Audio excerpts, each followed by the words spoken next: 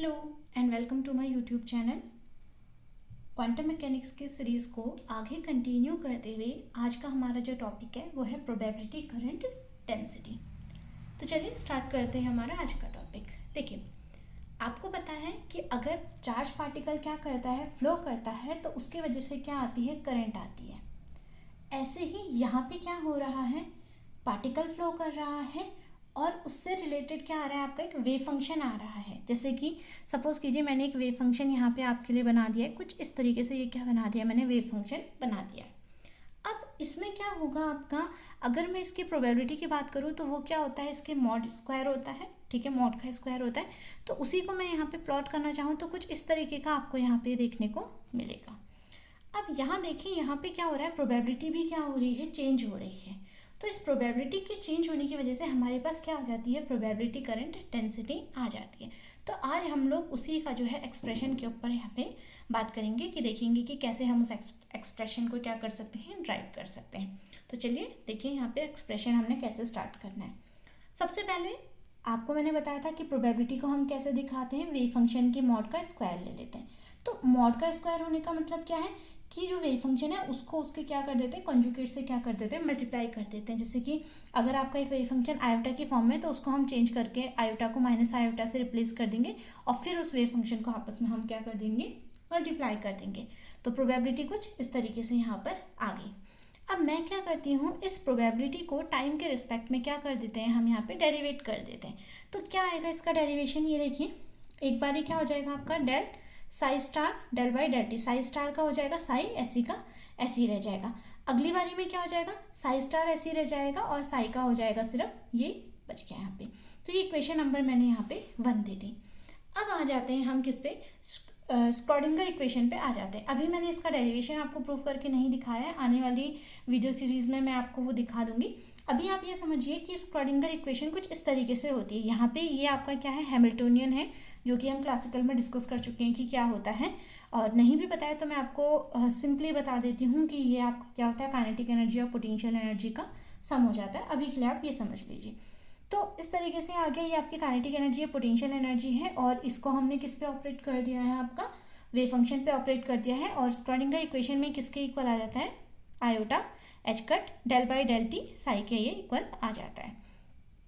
अब इस del by del t psi की वैल्यू हम यहाँ से निकालना चाहते हैं। तो आयोटा आपका यहाँ पे चले गया, इसके साथ 1 अपॉन आयोटा एच आ गया। अब इसको जो है, ये हम क्वांटम मैकेनिक्स की बात कर रहे हैं, तो यहाँ पे हम क्या कर देते हैं, पी एक्स स्क्वायर का ऑपरेटर हम यहाँ पे पुट कर देते हैं, यानी कि मोमेंटम ऑपरेटर जो है उसका स्क्वायर करके हम यहाँ पे उसकी वैल्यू को क्या कर देते हैं, पुट कर देते हैं। तो यहाँ पे जब हम उसकी वैल्यू रखते हैं तो हमारे पास क्या आता है, माइनस का h cut square upon 2m del 2 by del x2।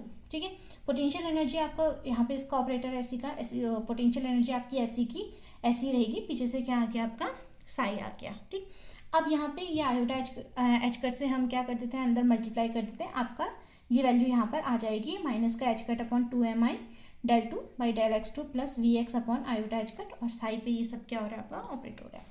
तो अब इस वैल्यू को हम क्या करते हैं, इक्वेशन नंबर 1 में पुट करते हैं। तो इक्वेशन नंबर हमारी कुछ इस तरीके से थी, ये वैल्यू हमने यहाँ पे पुट कर दी, सिंपली ये आ गया है। ठीक, अब हम इसे क्या करते हैं, आगे को सॉल्व करते हैं। देखिए, ये है आपका h cut upon 2m i del 2 by del x2, यहाँ पे ये रहा। ये क्या है, यहाँ पे साई स्टार है, अगर आपको ध्यान होगा यहाँ पे क्या है, सबसे पहले आपका हमने क्या करना है, इसके कंजुगेट लेकर करना है। तो यहाँ पे अगर आप इसका कंजुगेट लेंगे तो ये जो आयोटा है ये माइनस आयोटा हो जाएगा, और माइनस माइनस क्या हो गया, यहाँ पे प्लस हो गया। उसी तरीके से ये वाला आयोटा भी चेंज हो जाएगा, कुछ इस तरीके से आ जाएगा, और साई की जगह पे आपका क्या आ जाएगा, साई स्टार आ जाएगा। बाहर से ऑलरेडी आपका साई है, वो साई यहाँ पर इसी तरीके से ये आ गया। ये ध्यान रखिएगा कि ये साई यहाँ पे डिफ्रेंशिएशन में है और ये बाहर से अलग से इसी तरीके से है। नेक्स्ट वाले में बात करते हैं हम, अगले वाले में वैल्यू पुट करेंगे तो कुछ इस तरीके से आ जाएगा। तो ये वाली वैल्यू और ये वाली वैल्यू क्या है, सेम है, तो हम इन दोनों को क्या कर सकते हैं, कैंसिल कर सकते हैं। ठीक, तो हमने यहाँ पे इन्हें क्या कर दिया, कैंसिल कर दिया। अब हमारे पास सिर्फ इस तरीके की वैल्यू बच गई, माइनस का h cut upon 2mi minus का del 2 psi star upon del x2 psi plus psi star del 2 psi by del x2। ये यहाँ पे क्या है, हमने माइनस का h cut upon 2mi common ले लिया है, ये वाला पॉजिटिव में था तो ये वाला आपका नेगेटिव में आ गया, इस तरीके से ये आ जाएगा। अब यहाँ पे क्या करा है ना हमने, जो ये वाली वैल्यू है इसको हम इस तरीके से रख सकते हैं। आपने सिंपली क्या करना है, हम अगर इसे डिफ्रेंशिएट करके देखेंगे, यहाँ अंदर इसको खोलकर देखेंगे तो हमारे पास क्या है, यही वैल्यू यहाँ पे क्या आ जाएगी, निकल कर आ जाएगी। जैसे कि यहाँ पे मैं आपको इसे खोल के दिखा देती हूँ। एक बार आ जाएगा डेल बाई, ये आ जाएगा, एक बार साई स्टार ऐसे ही रख देते हैं अभी, और ये del two psi by del x two आ जाएगा। और अगली वाली में क्या आ जाएगा, ये तो ऐसे ही रहेगा, और del psi star by del x आ जाएगा, और ये del psi by del x ये ऐसी का ऐसी रहेगा। इसमें भी अगर आप खोलोगे तो माइनस है आगे से, ठीक। तो ये क्या आ जाएगा, इसको आप खोल के देखिए, एक बार ये del psi by del x यही आ गया, और del psi star by del x मैंने ऐसे ही रख दिया। अगली वाली में साई ऐसे ही रखा, तो ये आपका del two psi star by क्या आ गया, डेल एक्स टू आ गया। अब ये वाला और ये वाला एक दूसरे को कैंसिल कर देगा, तो ये देखिए ये आपका यही आ जाता है वापस से, ठीक। ये देखिए यहाँ पे ये साई ऐसी है तो ये साई स्टार का है, और ये साई यहाँ पर ऐसी, ये साई स्टार ऐसी है तो साई का है, यहाँ पर ये इस तरीके से आ जाएगा। और ये माइनस था, इसके आगे से माइनस था, तो दोनों इसके अंदर जो भी होंगे वो माइनस के ही आएंगे। तो इस तरीके से हमारे पास ये आ गया। अब जब हमने यहाँ पे ये रखा, कुछ इस तरीके से वैल्यू बन गई, इससे हमने इसको बाहर ले लिया है, ये कितना आ गया, h cut upon 2mi psi star del psi by del x minus का psi del psi star by del x, ये आ गया। अब इसको हम इधर लेके चले जाएंगे, ठीक। तो ये क्या आ जाएगा, आपका प्लस का बन जाएगा, और इधर क्या हो गया, जीरो हो गया। अब अगर आपको ध्यान होगा, हम लोग कंटिन्यूटी इक्वेशन पढ़ते थे, तो इसे हम उसी कंटिन्यूटी इक्वेशन से यहाँ पे क्या करते हैं, कंपेयर करते हैं। तो कंटिन्यूटी इक्वेशन हमारे पास क्या होती थी, del rho by del t plus del by del x j x equal to zero. J x यहाँ पे क्या होता था, करंट डेंसिटी होती थी। तो उसी तरीके से यहाँ पर इसे हम कंपेयर करते हैं, तो जे एक्स की वैल्यू कुछ ये निकल कर आती है। तो ये प्रोबेबिलिटी करंट डेंसिटी की वैल्यू हमारे पास यही निकल कर आती है। और इसको हमने जो है यहाँ पर इस तरीके से ग्रेडियंट के फॉर्म में लिख दिया है। ये जो डेल आपको ऑपरेटर यहाँ पे दिख रहा है, इसको हम क्या पढ़ते हैं, ग्रेडियंट, आप साई करके बोल सकते हैं, और ये ग्रेडियंट साई स्टार हो गया।